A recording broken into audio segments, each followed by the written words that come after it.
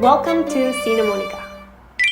Hello everyone, welcome to 2022. Of course, like every year, I have to make a video of all of the greatest movies that I saw last year. But I wanted to do a little twist and also talk about some movies that I didn't really like last year. When I was looking through the list of all the 2021 movies I saw a lot of like questionable movies. I don't want to be like a mean person or a downer and be like, these are bad movies, don't watch them. No, I'm saying the opposite. Watch them, critique them for yourself. These are just the reasons why I didn't like those movies. And then of course I'm gonna talk about all of the movies that I did love. Before we start though, I do want to let you guys know that I made a Discord for all of us to join and talk about movies and what TV shows we're watching, what anime we're watching, and recommend movies to each other and things like that. I'm not the best Discord person. I never really had a Discord before, so I'm learning as I go. If you guys want to join and let me know of tips and things that I can do to make the group better,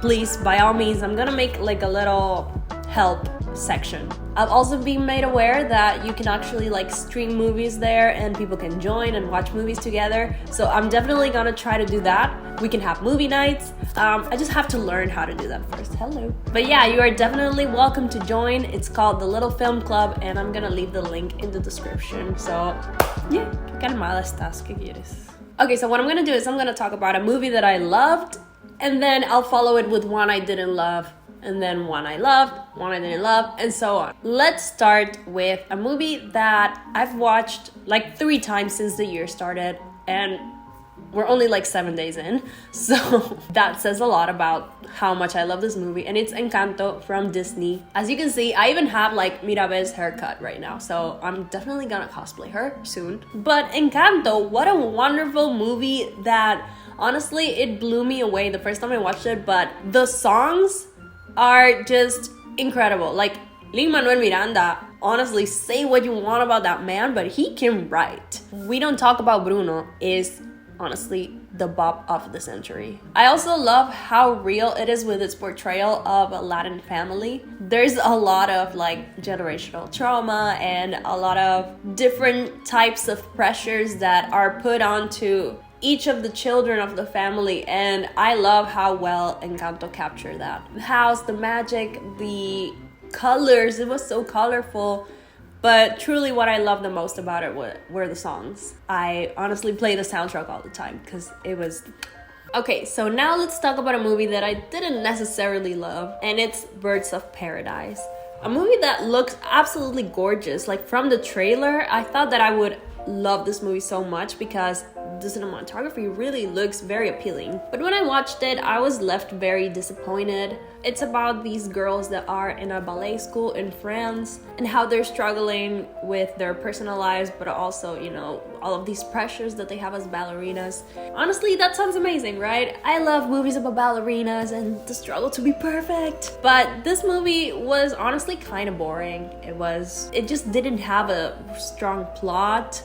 Again, it looked gorgeous, but it's just not enough to carry a film. Of course, with a movie about ballet, you expect it to have this great, musical pieces, dance performances, and I feel like it kind of lacked in that. They did dance here and there, but it wasn't I felt like I wanted more. I wanted to see more. The dialogue was just not it. Honestly, it felt like a CW version of Black Swan. This was the Riverdale version of Black Swan. Alright, moving on with the movie I loved, The Green Knight. The Green Knight stars Dev Patel, and it's an Arthurian legend about King Arthur's nephew who accepts this quest made by the Green Knight, a mysterious Green Knight, and he has to, go on this great adventure in order to find him and, complete the quest. This movie was absolutely gorgeous. I personally love medieval stories, kind of Lord of the Rings and things like that. I absolutely love it, so I was very excited about it, and this one did not disappoint. It was gorgeous. The thing about medieval movies that I love so much, honestly, it's not really the action scenes, the huge battle scenes. I could care less about those scenes. And this one didn't really have any. It's not action at all. It was more this inner quest of the character going along this huge journey. One of my favorite movies this year for Dev Patel.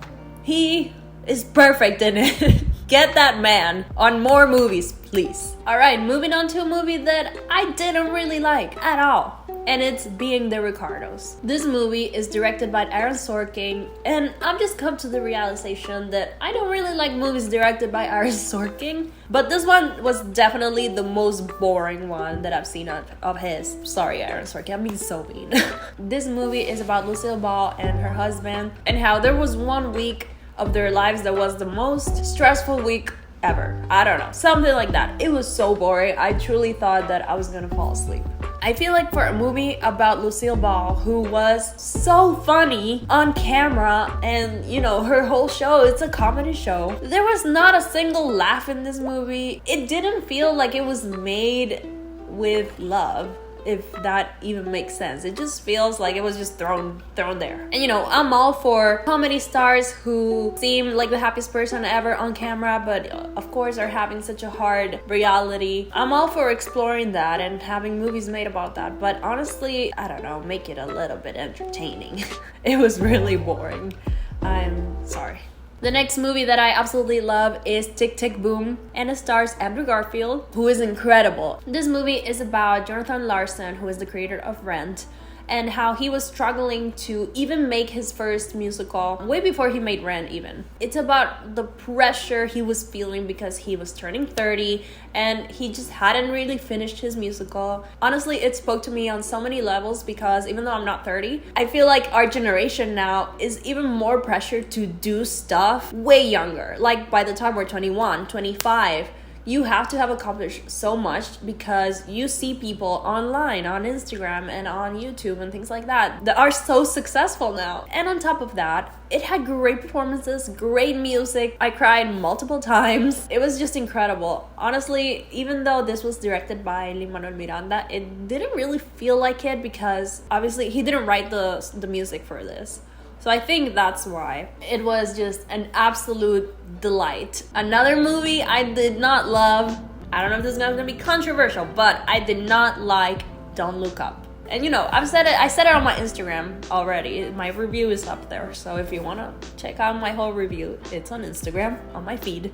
But yeah, I was not a fan of this movie. I know that what the movie touches on, what the movie speaks about, what the movie is about, it's very important stuff. It's things that everyone on the planet should be made aware of, but somehow I feel like everyone is. Like, we know that politicians do not care about anyone but themselves. I feel like the movie didn't really make such a huge statement like it wanted to because it was just so on the nose. The humor in it was just not good. Like, I did not laugh once. I know it was trying to like make fun of the people of today, the generation, and the memes. There's just so many ways that you can do like a successful and funny satire. Even shows like Black Mirror, for example, they touch on so many issues of today's world, and they do it in such a smart way that I just feel like this movie was just cringy. I don't know. I did not like it. Again, I love the message itself. I think it's important, but the way that they delivered it, I was not a fan of.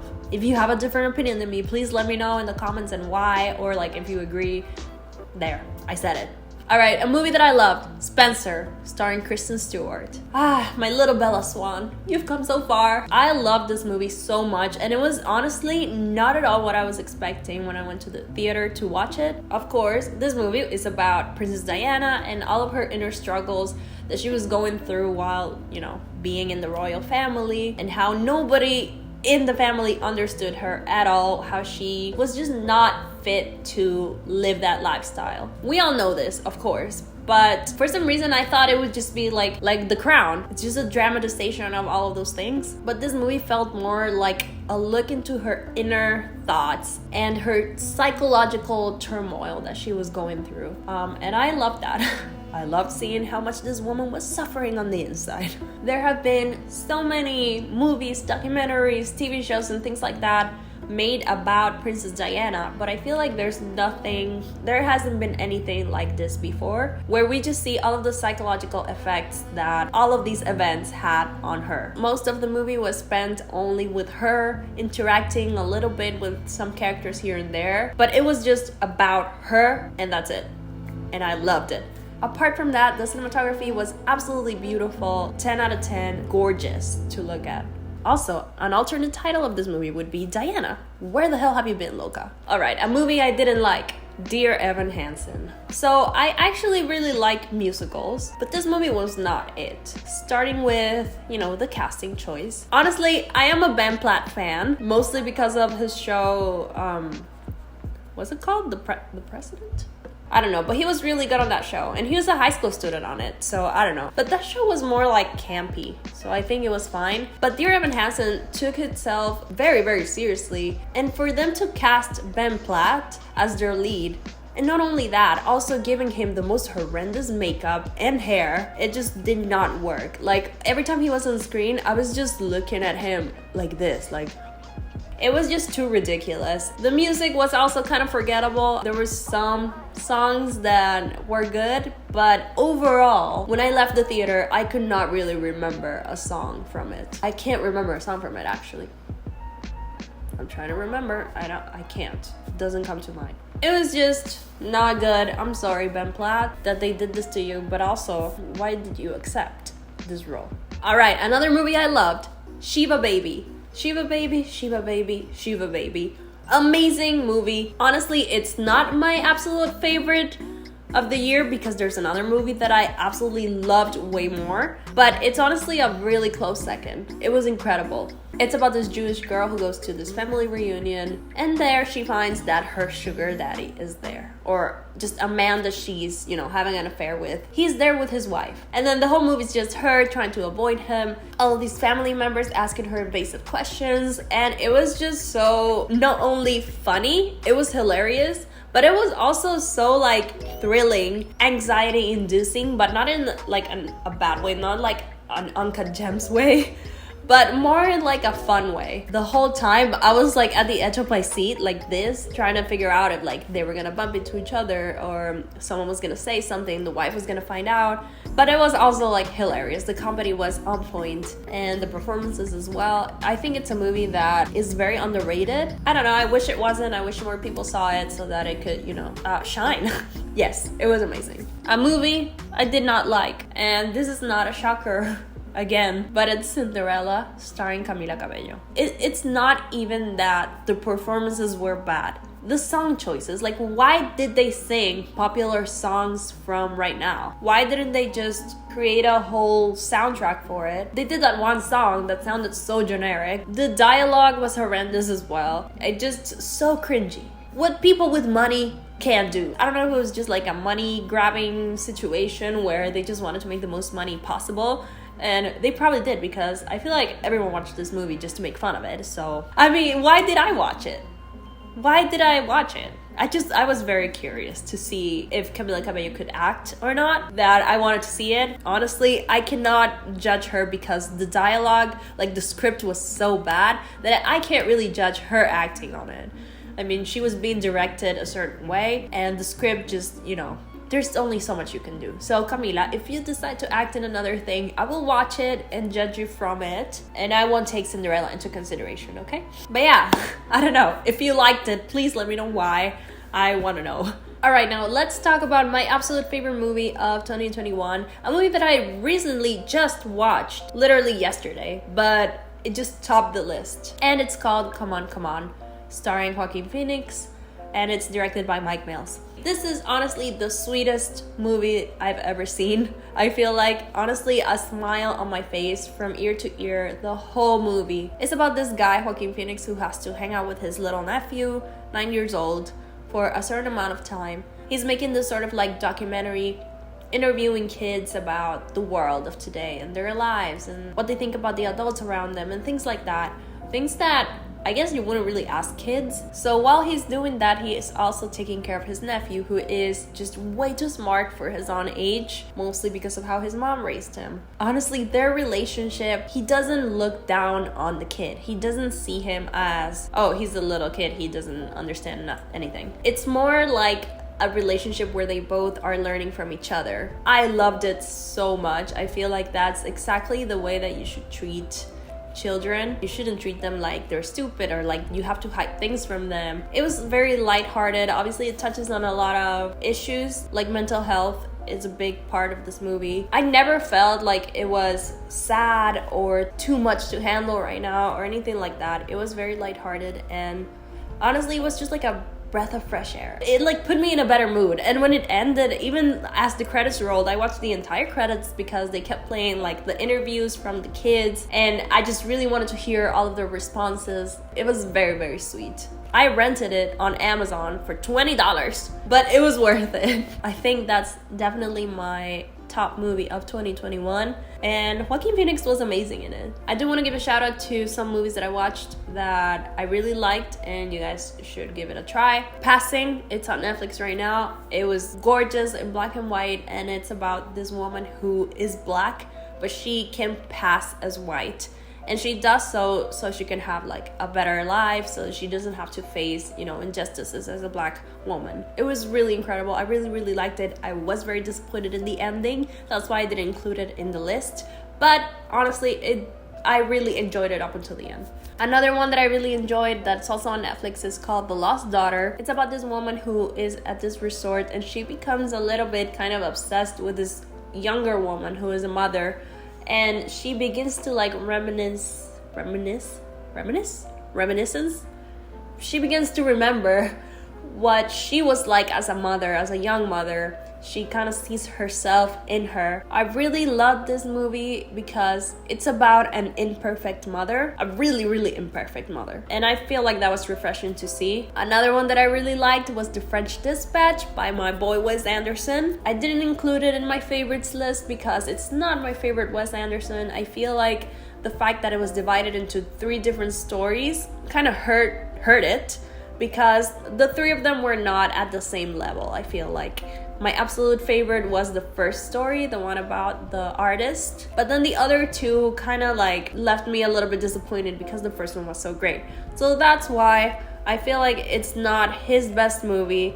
I did really enjoy it anyways. Obviously, it's a delight to the eyes. I really love his cinematography and his directing style, but yeah, it's not my favorite Wes Anderson, but it's still worth a watch. And that's it for my list. I know that there's a lot of movies that I haven't seen yet. I've only been to the theater like 4 times this year because, well, you guys know why. Everyone knows why. But if I did not include a movie that you guys really loved from last year, please let me know in the comments and I will try my best to watch it. Let me know what were your favorite movies of 2021 and what were some movies that, you know, left you disappointed, that you didn't like, that you hated. I would really love to know. And of course, if you guys want, you can join my Discord, the Little Film Club. I'm gonna leave the link in the description and we can chat all about movies. Thank you so much for watching, and I hope that you guys have a good day, and I'll see you guys in the next one. Bye.